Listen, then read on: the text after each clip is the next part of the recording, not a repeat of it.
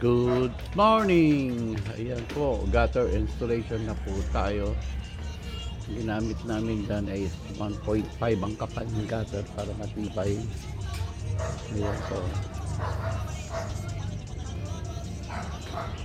Cut 16 po ang dapat.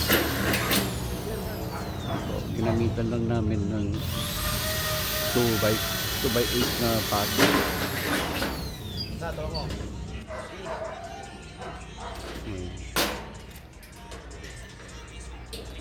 Lalagay na kami ng mga pasya para sa donate, bububungan na namin, and then gagawin namin yung floor joist nya. Yung kakabit namin dito is decking yung bagong labas. Lalagyan namin ng floor joist, baka na 2x4 maging floor joist.